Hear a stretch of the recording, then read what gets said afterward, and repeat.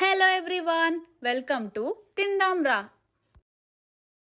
ఈరోజు మనము బియ్యం రవ్వతో చిట్టి చిట్టి వడియాలు పట్టుకుందామండి. ఇవి పిల్లలకి స్నాక్స్గా ఉపయోగపడతాయి.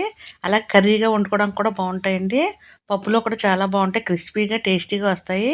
ఈ చిట్టి చిట్టి వడియాలు ఎలా పెట్టుకోవాలో చూడాలంటే ఈ వీడియోని చివరి వరకు స్కిప్ చేయకుండా చూడండి. అలాగే కొత్తగా చూసిన వారైతే తప్పనిసరిగా సబ్స్క్రైబ్ చేసుకోండి.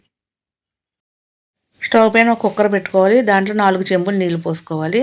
మొత్తం ఈ వడియాలకి 6 చెంబులు నీళ్ళు అయితే సరిపోతుంది. ఈ కుక్కర్లో 4 చెంబులు నీళ్ళు పోసి బాగా మరగనివ్వాలండి. వేరే గిన్నెలో ఒక 2 చెంబులు నీళ్లు పోసుకోవాలి.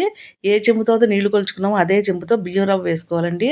బియ్యం ఒక గంట పాటు నానబెట్టుకుని బాగా ఆరబెట్టుకుని మిల్లుకు పట్టించుకోవాలి. మిల్లుకు పట్టించిన తర్వాత జల్లించుకోవాలండి. సన్నగా వస్తుంది కదా రవ్వ, ఆ రవ్వతో ఈ వడియాలు పెట్టుకుంటే చాలా బాగుంటాయి. నైట్ టైమే ఒక పావు కప్పు పెద్ద సగ్గుబియ్యం నానబెట్టుకోవాలి. ఈ నానబెట్టుకున్న సగ్గుబియ్యను వాటర్ పోసి మరిగించుకుంటున్నాం కదా, వాటర్లో వేసుకోవాలి. టేస్ట్ తగ్గట్టుగా సాల్ట్ వేసుకోవాలి. చూడండి, బియ్యం రవ్వ ఇలా జల్లించుకున్నది తీసుకున్నాను. మరీ మెత్తగాను కాకుండా మరీ పలుగ్గా కాకుండా ఉండాలని ఇలా సన్నగా ఉన్న బియ్యం రవ్వ అయితే వడియాలు చాలా బాగా వస్తాయి. 2 చెంబులు నిండా నీళ్ళు తీసుకున్నాం కదా, ఆ చెంబులో ఒక చెంబు నిండుగా ఈ బియ్యం రవ్వ వేసుకోవాలి. ఈ రవ్వని చెంబులో బాగా కలుపుకోవాలండి. నీళ్ళు మరిగేలోపు ఈ రవ్వ బాగా నానుతుంది. ఈ రవ్వతో పెట్టిన వడియాలు అయితే కూరకు బాగుంటాయండి. పిల్లలకి స్నాక్స్గా కూడా ఇవ్వచ్చండి. చాలా బాగుంటాయి. పప్పులోకి సాంబార్లోకి అయితే సైడ్ డిష్గా చాలా బాగుంటాయి.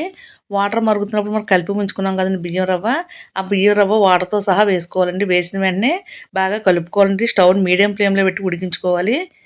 ఈ కలిపి ఉంచుకున్న రవ్వను వేసి కలుపుతూ ఉడికించుకోవాలి, లేకపోతే ఉండలు కడుతుందండి. స్టవ్ని మీడియం ఫ్లేమ్లో పెట్టి ఉడికించుకోవడం వల్ల చక్కగా ఉడుకుతుందండి. పిండి అంతా బాగా ఉడకనివ్వాలండి. బాగా ఉడికితే కనుక వడియాలు చక్కగా గుల్లగా చాలా బాగా వస్తాయండి. పిండిని మధ్య మధ్యలో కలుపుకుంటూ ఉడికించుకోవాలండి. ఉండలు కట్టకుండా ఉడికించుకోవడం వలన చక్కగా గుల్లగా వస్తాయండి. ఉండలు కడితే కనుక వడియాలు పెట్టినప్పుడు కొంచెం కష్టం అవుతుంది. అందుకని కదుపుకుంటూ ఉడికించుకోవాలి. చాలామంది అయితే వడియాలు విడిపోతున్నాయి అంటారండి, కానీ ఇలా పిండిని బాగా ఉడకనివ్వడం వలన అసలు వడియాలు విడిపోకుండా ఉంటాయండి. తర్వాత స్టవ్ ఆఫ్ చేసే ముందర మనం పచ్చిమిర్చి అల్లం పేస్ట్ చేసుకుని ఆ పేస్ట్ని వేసుకోవాలండి. మీ టేస్ట్ తగ్గట్టుగా పచ్చిమిర్చి వేసుకోవచ్చండి. మీకు ఎక్కువ కారం తినేవారు అయితే కొంచెం ఎక్కువ పచ్చిమిర్చి వేసుకోవచ్చు, తక్కువ తినేవారు తక్కువ వేసుకోవచ్చు. తర్వాత కొంచెం నువ్వులు వేసుకోవచ్చండి. నువ్వులు కానీ జీలకర్ర కానీ వేసుకోవచ్చు.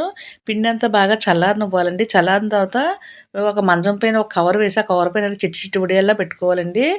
మరీ చిన్నవి కాకుండా మరీ పెద్దవి కాకుండా ఈ వీడియోలో చూపిస్తున్న విధంగా పెట్టుకోవాలి.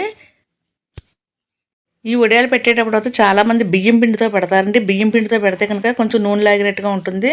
అదే బియ్యం రవ్వతో పెడితే కనుక పెద్ద నూనె లాగదండి.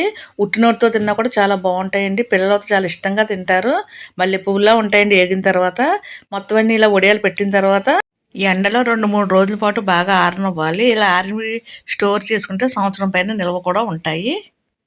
ఇలా చేతితో పట్టుకోవడం వీలు కానప్పుడు ఒక కోన్లా తయారు చేసి ఆ కవర్లో వేసి కూడా పట్టుకోవచ్చండి.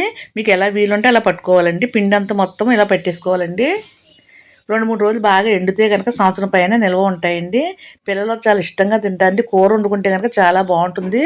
పాలు పోసి వండుకోవచ్చు, మసాలా వేసి కూడా వండుకోవచ్చు. మరొక వీడియోలో ఈ కూర ఎలా వండుకోవాలో చూపిస్తాను.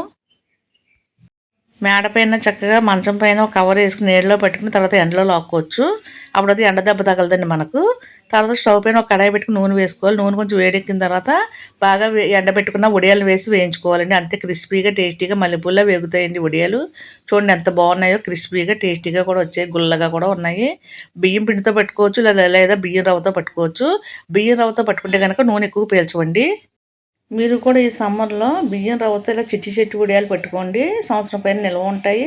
అలా చాలా రుచిగా కూడా ఉంటాయి. మీరు కూడా ఈ విధంగా తయారు చేసి ఎలా వచ్చాయో మీ కామెంట్స్ మాకు పంపండి. లైక్ చేయడం మటుకు అసలు మర్చిపోకండి. Thank you.